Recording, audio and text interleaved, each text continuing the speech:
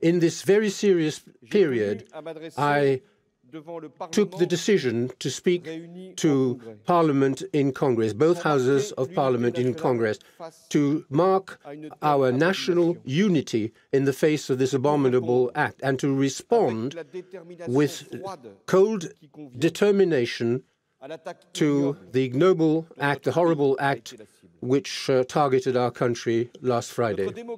Our democracy has overcome even worse adversaries than these cowardly assassins. Our republic cannot be brought down by such people. My determination is to put the power of the state at the service of the protection of our fellow citizens. And I know we can count on the service, the loyalty of the law enforcement organizations, and you know the need to show the sense of sacrifice when necessary. The terrorists believe that free people can be intimidated by the horror of their acts. It is not the case. The French Republic has overcome many other ordeals, and it is still there, alive, and those who intend to defy the Republic have always lost out in historical terms, and it will be the same this time.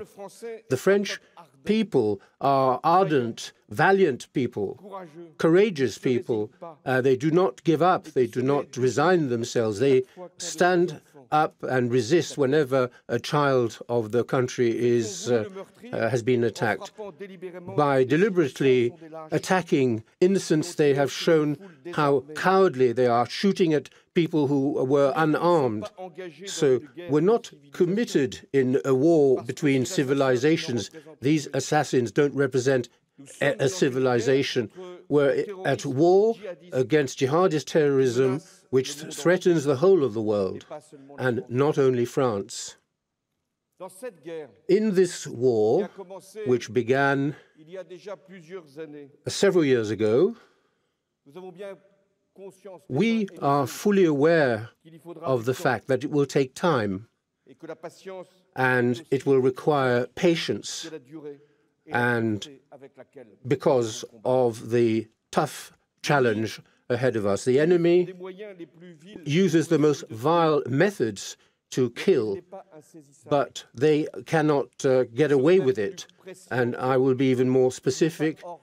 They are not out of our reach.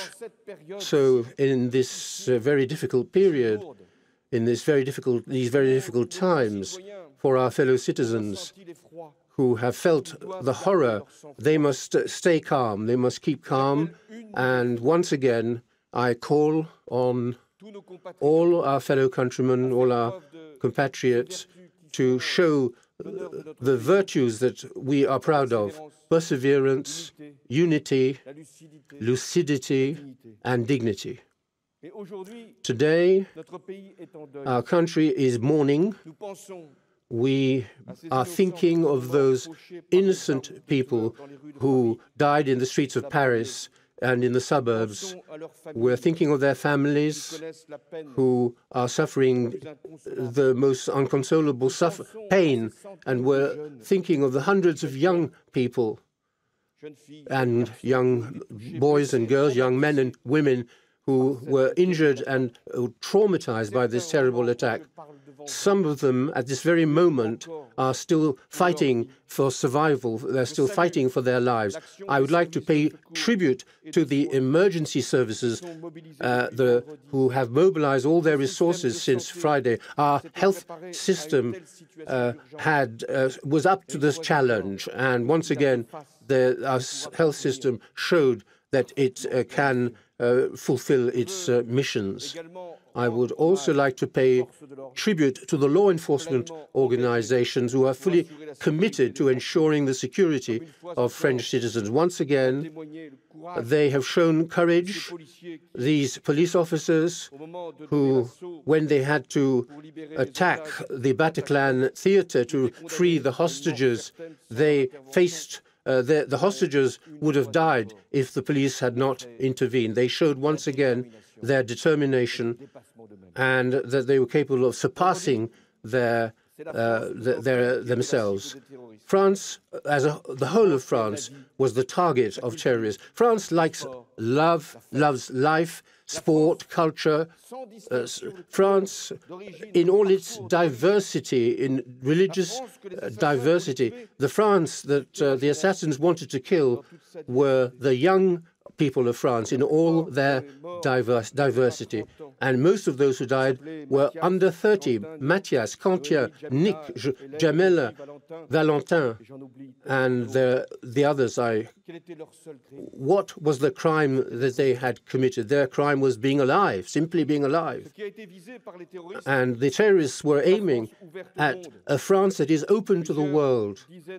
Several dozen foreign friends of 19 different nationalities were among the victims. Since Friday evening, I have received messages of solidarity from heads of state and government from all over the world. And in many parts of the world, the tricolor, the three colors of the French flag, are displayed, which reminds us that France remains a beacon for humanity. And when France is attacked, it is the world which feels attacked.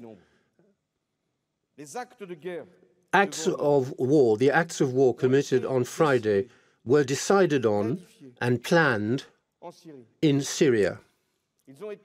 They were organized in Belgium and perpetrated on our territory with French accomplices. These attacks had one specific objective: to make people, to instill fear in people and to divide us and to put pressure on us to prevent us in the Middle East from fighting against terrorism.